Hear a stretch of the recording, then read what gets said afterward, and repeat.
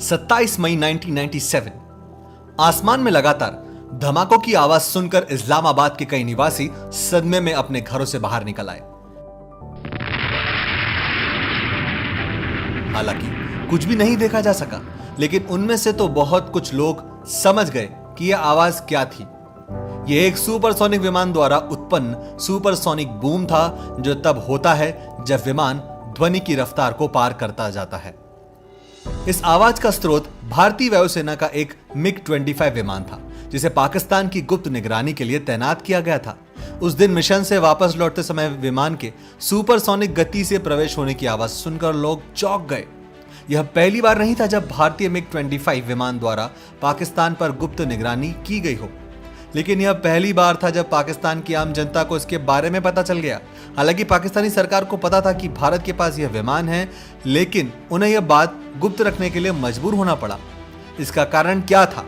यह वीडियो दिग्गज विमान MiG-25 फॉक्सबैट के बारे में है। कई अन्य प्रतिष्ठित हथियारों की तरह MiG-25 की उत्पत्ति का कारण भी शीत युद्ध ही था। 1950 के दशक में सोवियत यूनियन पर लगातार निगरानी रखने के लिए अमेरिका ने अपने जासूसी विमान U-2 को तैनात किया था। क्योंकि यह विमान 70,000 फीट की ऊंचाई पर उड़ता था, कोई भी सोवियत फाइटर जेट इस विमान के पास भी नहीं पहुंच पाता था। हालांकि 50 के दशक के उत्तरार्ध में यह स्थिति समाप्त हो गई, क्योंकि सोवियत संघ ने सतह से हवा में मार करने वाली मिसाइलें विकसित की। यूएसएसआर के एक U-2 विमान को भी मार गिराया गया।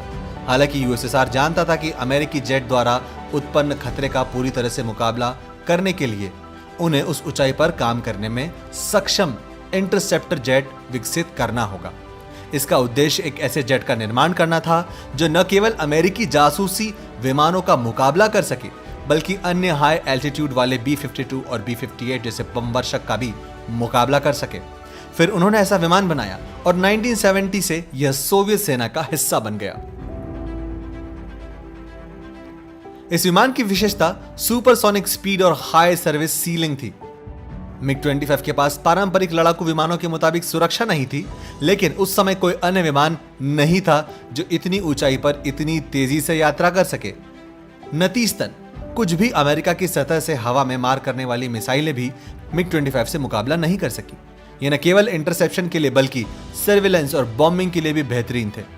वे अपने पंखों में 500 किलो तक के 6 बम ले जा सकते थे।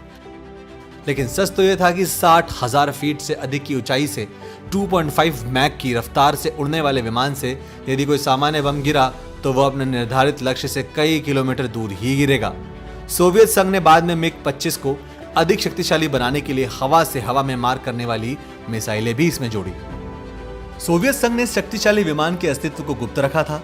अमेरिका और नाटो ने MiG-25 की विशेषताओं को समझने की पूरी कोशिश की, लेकिन कोई फायदा नहीं हुआ। उन्होंने इस रहस्यमय विमान को फॉक्सबैट उपनाम दिया। इसे एक मल्टी रोल फाइटर समझकर अमेरिका ने अपनी F-15 योजनाओं को भी तेज कर दिया। अमेरिका को इसका असली मकसद तभी समझ में आया जब एक सोवियत पायलट ने MiG-25 को हाईजैक कर लिया और जापान भाग गया। MiG-25 विमान की क्षमताओं के बारे में जानने के बाद अमेरिका को अपने आगामी हाई एल्टीट्यूड बॉम्बर जैसे कई परियोजनाओं को छोड़ने के लिए मजबूर होना पड़ा। सोवियत यूनियन ने 1980 के दशक में भारत को MiG-25 जेट की पेशकश की थी। भारत निगरानी के लिए जिन कैनबरा विमानों का इस्तेमाल कर रहा था वे पुराने हो चुके थे और दुश्मन उन्हें आसानी से ढूंढ सकता था। जासूसी उपग्रह भी उस समय भारतीय सेना के लिए एक दूर का सपना था। इसलिए भारत ने सहर्ष सोवियत प्रस्ताव को स्वीकार कर लिया और 1981 में MiG-25 जेट खरीदा। सौदा और विनिमय सभी बड़ी गोपनीयता में किए गए थे। वही समय था भारत सोवियत यूनियन से सैकड़ों एंटोनोव विमान प्राप्त किए थे। पश्चिमी पर्यवेक्षकों ने इसे भारत और सोवियत यूनियन के बीच एक और सैन्य सौदा माना था। लेकिन इन विमानों में MiG-25 के संघटक पार्ट्स भी थे। बाद में इन भागों को भारत में एकीकृत किया गया था। सौदे में भारत ने 10 फॉक्सबैट खरीदे, जिसमें 8 सिंगल सीटर और 2 ट्विन सीटर शामिल थे। इन विमानों को उत्तर प्रदेश के बरेली में तैनात किया गया और भारत ने इनके लिए अंडरग्राउंड बेस भी बनाया। उनके मिशन टॉप सीक्रेट थे। मिशन कमांडर के अलावा पायलट और तकनीकी अधिकारी को ही उनके मिशन की जानकारी थी। मिशन तब शुरू होता है जब मिशन कमांडर द्वारा बताए गए मार्ग, ऊंचाई और लक्ष्य जैसे मिशन के प्रमुख घटकों को तकनीकी अधिकारी विमान के कंप्यूटर में प्रोग्राम किया जाता है। फिर पूर्व निर्धारित लक्ष्य तक पहुंचने के बाद 4 अवेक्षण कमरों की सहायता से लक्षित स्थान के चित्र खींच लिए जाते हैं। यह कार्य विमान चालक के द्वारा अथवा विमान के कंप्यूटर में भरे गए पूर्व प्रोग्राम के माध्यम से किया जाता है। इस अभियान का मुख्य उद्देश्य दुश्मन के सुरक्षा घेरे की तैनाती और उसके ठिकानों के विषय में अधिक से अधिक जानकारी एकत्र करना था। वापस लौटने वाले जेट से इन चित्रों को लेकर इनका पुनः सूक्ष्म निरीक्षण और विश्लेषण करने के बाद प्राप्त सूचना को अत्यधिक गोपनीयता के साथ अत्यंत विश्वसनीय संचार के माध्यम से संबंधित उच्चाधिकारी तक पहुंचा दिया जाता था। उस समय मिग-25 प्रतिमाह इस प्रकार की 20 खुफिया निरीक्षण उड़ानें संचालित करते थे। अभियान की गोपनीयता को देखते हुए किसी प्रकार की कागजी कार्रवाई नहीं की जाती थी। इसके अतिरिक्त कुछ विश्वसनीय चुनिंदा सैनिकों और इंजीनियरों को छोड़कर मिग-25 जेट और इसके अभियान से संबंधित किसी भी जानकारी को पूर्णतः गुप्त रखा जाता था। भारतीय वायुसेना के मिग-25 जेट पाकिस्तान पर नजर रखे रहे थे। पाकिस्तानी सेना और पाकिस्तानी प्रशासन इसके बारे में अच्छी प्रकार से जानते थे, किंतु उनके पास ऐसा कोई जेट विमान नहीं था जो मिग-25 जितनी ऊंची उड़ान भर सकता था। इसीलिए उन्हें इस जानकारी को अपने ही लोगों से गुप्त रखने के लिए मजबूर होना पड़ा था। लेकिन 1997 की सोनिक बूम वाली घटना ने पाकिस्तानी जनता के सामने सभी रहस्यों से पर्दा उठा दिया।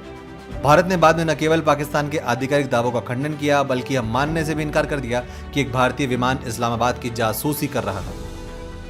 मिग-25 जेट विमान, जो पिछले 15 वर्षों से अधिक समय से पाकिस्तान पर अध्वनि गति से नजर रखे हुए था, अचानक उस दिन सुपरसोनिक स्पीड में कैसा चला गया।